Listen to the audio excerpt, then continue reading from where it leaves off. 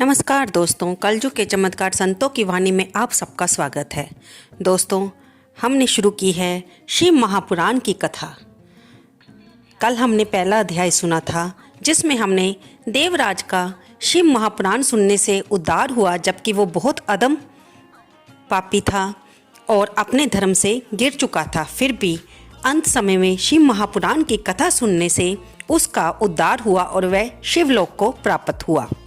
आज हम जानेंगे चंचुला का पाप से भय एवं संसार से वैराग्य। अभी तक हमने ये सुना था कि शौनक आदि ऋषियों के पूछने पर श्री सूत जी जग के कल्याण के लिए श्री शिव महापुराण की कथा के बारे और उसके महात्म्य के बारे में सुना रहे हैं। आज हम सुनेंगे उनके श्री मुख से चंचुला का पाप से भय एवं संसार से वैराग्य। शौनक जी कहते हैं, महाभाग सूत जी, आप सर्वज्ञ हैं। महामते, आपके कृपा प्रसार से मैं बारंबार कृतार्थ हुआ। इस इतिहास को सुनकर मेरा मन बहुत ही आनंदमय हो रहा है। अतः अब भगवान शिव में प्रेम बनाने वाली शिव संबंधित दूसरी कथा के बारे में सुनाइए। अब सूत जी कहते हैं, शौनक सुनो, मैं तुम्हारे सामने गोपनीय कथा वस्तु का भी वर्णन करूंगा। समुंदर के निकट ही वाशकल नामक एक ग्राम है, जहाँ वैदिक धर्म से च्युत महापापी द्विज निवास करते हैं। वे सब के सब बड़े दुष्ट हैं। उनका मन दूषित विषय भोगों में लगा रहता है। वे ना तो देवों पर विश्वास करते हैं न भाग्य पर। वे सभी बड़ी कुटिल वृत्ति वाले हैं। किसानी करते और भांति भांति के घातक अस्त्र शस्त्र रखते हैं। वे व्यभिचारी और खल प्रीति के हैं। ज्ञान, वैराग्य तथा सद्धर्म का सेवन उन मनुष्यों के लिए परम पुरुषार्थ है। वे इस बात को बिल्कुल नहीं जानते हैं। वे सभी पशु वृत्ति वाले हैं। जहाँ के द्विज ऐसे बुद्धि वाले हों, वहाँ के अन्य वर्णों के बारे में क्या कहा जाए। अन्य वर्णों के लोग भी उन्हीं की भांति कुटिल विचार रखने वाले, अपने धर्म से विमुख और खल प्रीति के हैं। वे सदा कुकर्म में लगे रहते और नित्य विषय भोगों में ही डूबे रहते हैं। वहाँ की सब औरतें भी कुटिल स्वभाव की, स्वेच्छाचारणी, पापासक्त, कुटिल विचारों वाली और व्यभिचारिणी हैं। वे सद्व्यवहार तथा सदाचार से सर्वथा शून्य हैं। इस प्रकार वहाँ दुष्टों का ही निवास है। उस वाशकल नामक ग्राम में किसी समय एक बिंदुक नामक ब्राह्मण रहता था। वह बड़ा अधम था, दुरात्मा और महापापी था। यद्यपि उसकी पत्नी बहुत सुंदर थी, तो भी वह कुमार्ग पर ही चलता था। उसकी पत्नी का नाम चंचुला था। वह सदा उत्तम धर्म के पालन में लगी रहती थी, तो भी वह दुष्ट ब्राह्मण उसे छोड़कर वेश्यागामी हो गया था। इस तरह कुकर्म में लगे हुए उस बिंदुक के बहुत वर्ष व्यतीत हो गए। उसकी पत्नी चंचला काम से पीड़ित होने पर भी सब धर्म नाश के भय से क्लेश सहकर भी दीर्घ काल तक धर्म से भ्रष्ट नहीं हुई, परंतु दुराचारी पति के आचरण से प्रभावित होकर आगे चलकर वह भी दुराचारणी हो गई। इस तरह दुराचार में डूबे हुए उन मूढ़ बुद्धि वाले पति पत्नी का बहुत समय व्यर्थ गया। तदंतर शूद्र जातीय वेश्या का पति बना हुआ वह दूषित बुद्धि वाला दुष्ट ब्राह्मण बिंदुक समय अनुसार मरकर नरक में जा पड़ा। बहुत दिनों तक नरक का दुख भोग कर वह मूर्ख बुद्धि प्राणी विंध्य पर्वत पर भयंकर पिशाच हुआ। इधर उस दुराचारी पति बिंदु के मर जाने पर वह मूढ़ हृदया चंचुला बहुत समय तक अपने पुत्रों के साथ अपने घर में ही रही। एक दिन देवयोग से किसी पुण्य पर्व के आने पर वे अपने भाई बंधुओं के साथ गोकर्ण प्रदेश में गई। तीर्थ यात्रियों के संग से उसने भी उस समय जाकर किसी तीर्थ के जल में स्नान किया। फिर वह साधारणतया मेला देखने की दृष्टि से बंधुजनों के साथ यत्र तत्र घूमने लगी। घूमती घामती वह एक देव मंदिर में गई। वहां पर एक देवज्ञ ब्राह्मण के मुख से भगवान शिव की परम पवित्र एवं मंगलकारिणी उत्तम पौराणिक कथा सुनी।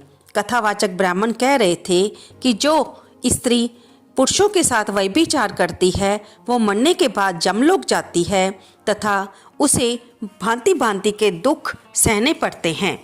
पौराणिक ब्राह्मण के मुख से ये वैराग्य बढ़ाने वाली कथा सुनकर चंचुला भय से व्याकुल होकर वहां पर कांपने लगी।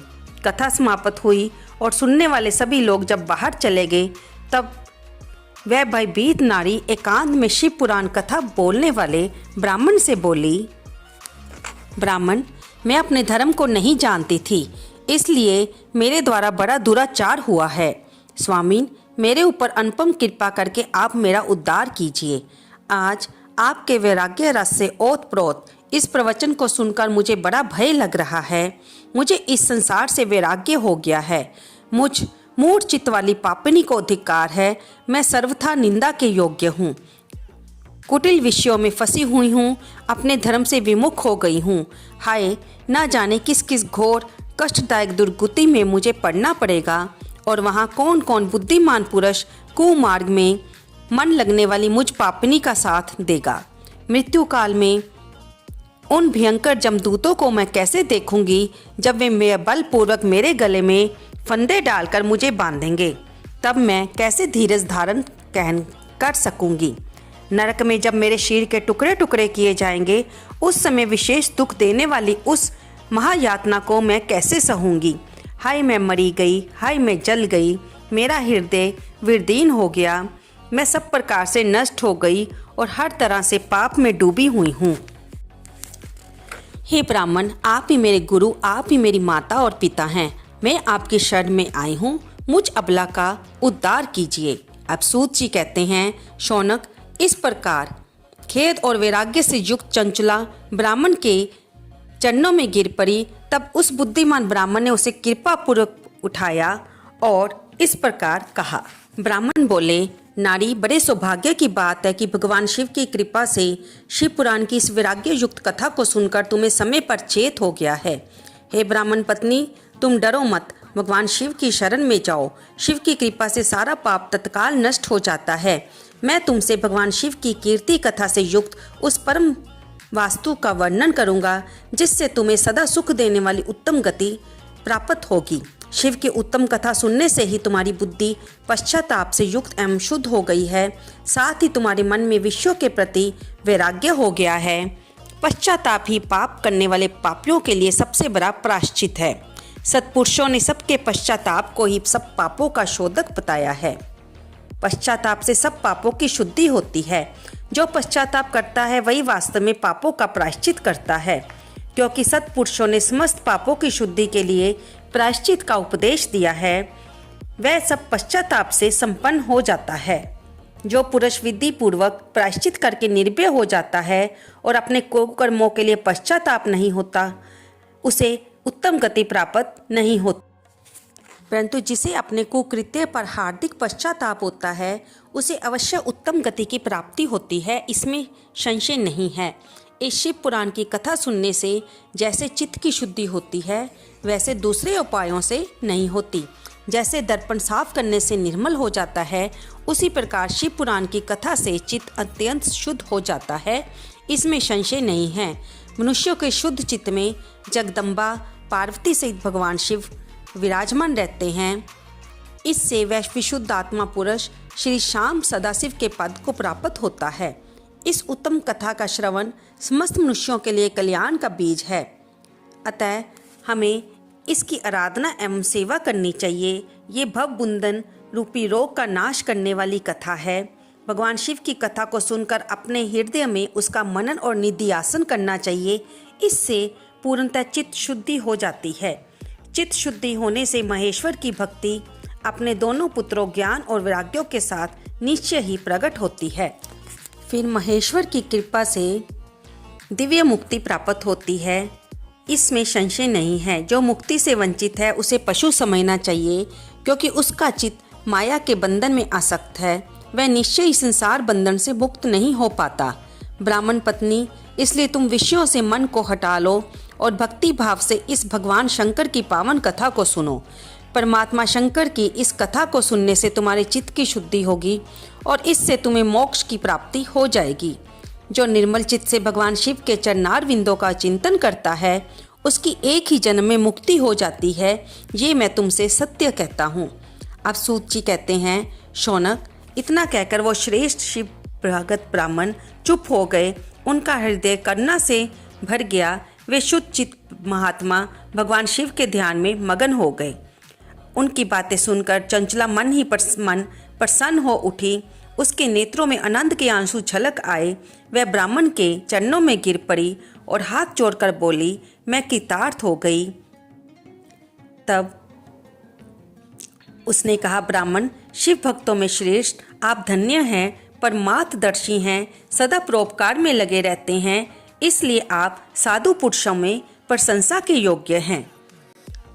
साधो, मैं नरक के समुद्र में गिर रही हूँ, मेरा उद्धार कीजिए, उद्धार कीजिए। मेरे मन में आपकी बातों को सुनकर संपूर्ण विषयों से वैराग्य उत्पन्न हो गया है। मेरी इस शिव पुराण को सुनने की मन में बड़ी श्रद्धा हो रही है। आप सूत जी कहते हैं कि ऐसा कहकर हाथ जोड़कर उनका अनुग्रह पाकर चंचला उस शिव पुराण की कथा को सुनने की इच्छा मन में लिए उस ब्राह्मण देवता की सेवा में तत्पर होकर वहीं पर रहने लगी। तब ब्राह्मण देवता ने उसी स्थान पर उस स्त्री को शिव पुराण की उत्तम कथा सुनाई।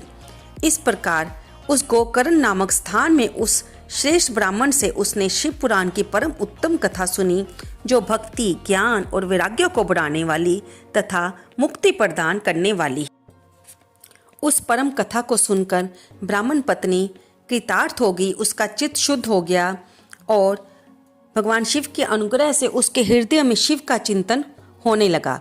इस प्रकार उसने भगवान शिव में लगी रहने वाली उत्तम बुद्धि पाकर शिव के सच्चिदानंद स्वरूप का बारंबार चिंतन आरंभ किया। तत्पश्चात समय के पूरे होने पर भक्ति, ज्ञान और वैराग्य से युक्त हुई चंचला ने बिना किसी कष्ट के अपने शरीर को त्याग दिया।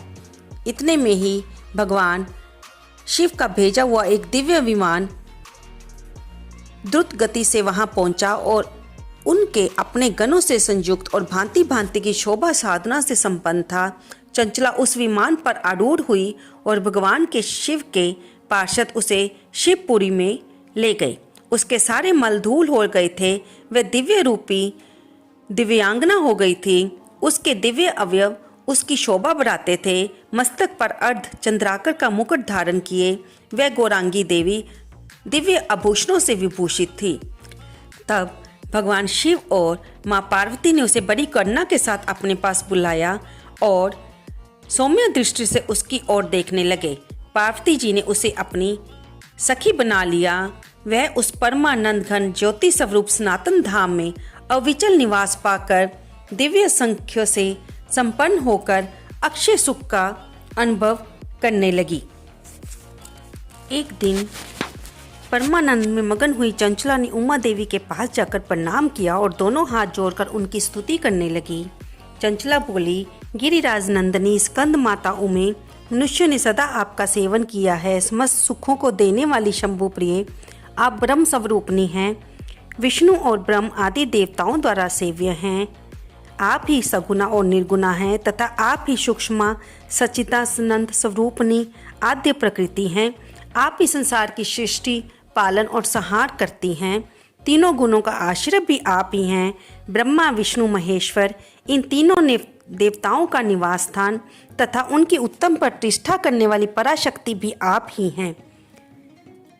चंचला ने जब माँ उमा की इस प्रकार स्तुति की तो उसके बाद चुप हो गई। उसकी नेत्रों में प्रेम के आंसू उमड़ आए।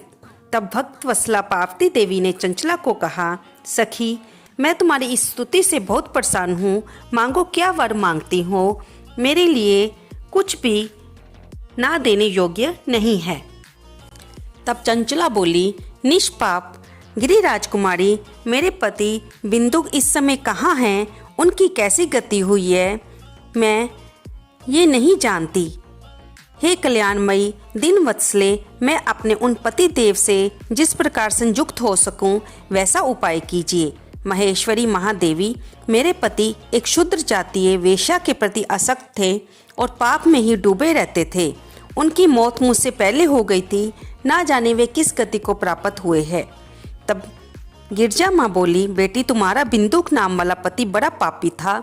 उसका अंतःकरण बहुत ही दूषित था। वेश्या का उपभोग करने वाला वह मरने के बाद अनगिनत वर्षों तक नरक में पड़ा रहा और नाना प्रकार के दुख भोग कर अब वह विंध्याचल पर्वत पर पिशाच बनकर बैठा है और नाना प्रकार के क्लेश उठा रहा है। वह वह वहाँ पर वाजू पीकर रहता है और सब प्रकार के कष्ट सहता है। तब चंचला इस दुख से बहुत दुखी हो गई और उसने महेश्वरी को प्रणाम करके दोबारा पूछा, महेश्वरी महादेवी, मुझ पर कृपा कीजिए, मेरे पति का उद्धार कीजिए। उस पापात्मा पति को किस उपाय से उत्तम गति प्राप्त हो सकती है, ये शीघ्र बताइए, आपको नमस्कार है। तब माँ पार्वती ने कहा कि यदि तुम्हारा पति महाशिव पुराण की कथा सुने तो सारी दुर्गति को दूर कर वह उत्तम गति का भागी हो सकता है। तब चंचला ने हाथ जोड़कर मस्तक झुकाकर उन्हें बारंबार प्रणाम किया और माँ पार्वती देवी से प्रार्थना की कि मेरे पति को शिव पुराण सुनाने की व्यवस्था कीजिए। तब माँ पार्वती को उस पर दया आ गई। उन्होंने भगवान शिव की उत्तम कीर्ति का गान करने वाले गंधर्वराज तुम्बरू को बुलाया और उससे प्रसन्नतापूर्वक कहा, तुम्बरू, तुम्हारी भगवान शिव में बड़ी प्रीति है। मैं तुमसे एक बात कहती हूँ, तुम मेरी इस सखी के साथ शीघ्र ही विंध्य पर्वत पर जाओ। वहाँ पर एक महाघोर भयंकर पिशाच रहता है, उसका वृत्तांत तुम आराम से सुनो। मैं तुम्हें बताती हूँ, वह पूर्व जन्म में बिंदुक नामक ब्राह्मण था जो कि अपने पट से भ्रष्ट हो गया था और वह दीनों को सताता, अस्त्र शस्त्र लेकर हिंसा करता और लोगों को ठगता था, पराई घरों में आग लगा देता था और वेश्या के संपर्क में रहता था। वह बहुत दुष्ट था। वह इस चंचला का पति था। वह बड़ा दुष्ट था। अंतकाल आने पर उसकी मौत हो गई। वह पापियों के भोग स्थान जमलोक में गया और अब विंध्याचल पर्वत पर पिशाच बना हुआ है। तुम उसके आगे जतनपूर्वक शिव पुराण की दिव्य कथा का प्रवचन करो, जो परम पुण्यमयी तथा समस्त पापों का नाश करने वाली है। शिव पुराण की कथा का श्रवण सबसे उत्कृष्ट पुण्य कर्म है। इससे उसका हृदय शीघ्र ही समस्त पापों से शुद्ध हो जाएगा और वह प्रेत योनि को त्याग देगा। उस दुर्गति से मुक्त होने पर बिंदुक नामक पिशाच को मेरी आज्ञा से विमान पर बिठाकर उसे शिवलोक में भगवान शिव के समीप ले आओ। अब सूत जी कहते हैं, माँ के इस प्रकार आदेश देने पर गंधर्वराज तुम्बरू मन ही मन बड़े प्रसन्न हुए। उन्होंने अपने भाग्य की सराहना की।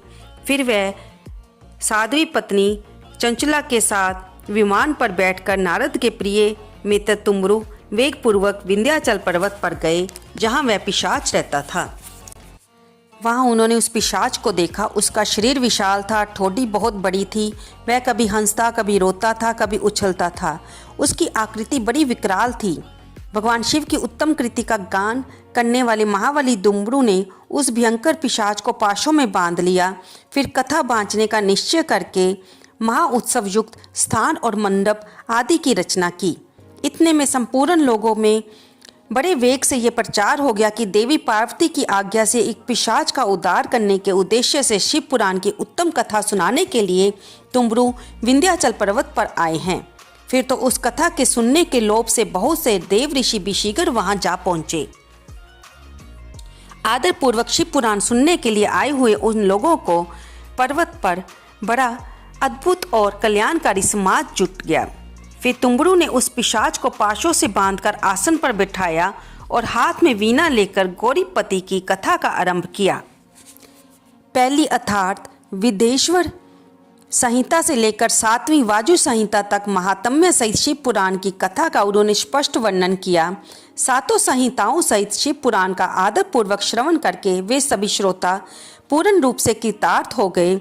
उस परम पुण्यमय शिव पुराण को सुनकर उस पिशाच ने अपने सारे पापों को धोकर उस पिशाचिक शरीर को त्याग दिया। फिर तो शीघ्र ही उसका रूप दिव्य हो गया। अंग कांति गौरवर्ण हो गई। शरीर पर श्वेत वस्त्र और सब प्रकार के आभूषण उसके अंगों को उद्भासित करने लगे। वह त्रिनेत्रधारी चंद्रशेखर रूप हो गया। इस प्रकार दिव्य देवदारी रूप होकर बिंदुक अपनी प्राण वल्लभा चंचला के साथ भगवान शिव का गुणगान करने लगे। उनकी स्त्री को इस प्रकार से सुशोभित देखकर वे सभी देव ऋषि बड़े विस्मित हुए। उनका चित्त परमानंद से परिपूर्ण हो गया। भगवान महेश्वर का वह अद्भुत चरित्र सुनकर सभी श्रोता कृतार्थ हो गए। और अपने अपने धाम को चले गए। दिव्य रूपधारी श्रीमान बिंदुक भी सुंदर विमान पर अपनी प्रीतमा के साथ बैठकर सुखपूर्वक आकाश में स्थित हो बड़ी शोभा पाने लगे और शीघ्र ही वह विमान शिवधाम में जा पहुंचा। वहां पर भगवान महेश्वर तथा पार्वती देवी ने उन दोनों को दर्शन दिए और बिंदु को अपना पार्षद बना लिया। उसकी पत्नी चंचला भी पार्वती जी की सखी हो गई और वे दोनों दंपति सनातन धाम में वास पाकर परम सुखी हो गए। तो देखा दोस्तों, आज हमने चंचला का और उसके पति के उद्धार के बारे में सुना, जो कि परम पावनमयी शिव भगवान की कथा ही कर सकती है। आइए हम भी इस कथा के अध्यायों को सुनते हुए अपने जीवन को, अपने पल पल को पवित्र बनाएं। आपको ये कथा कैसी लग रही है? कृपया इसे लाइक करें, शेयर करें और कमेंट बॉक्स में ओम नमः शिवाय लिखना ना भूलें। धन्यवाद दोस्तों।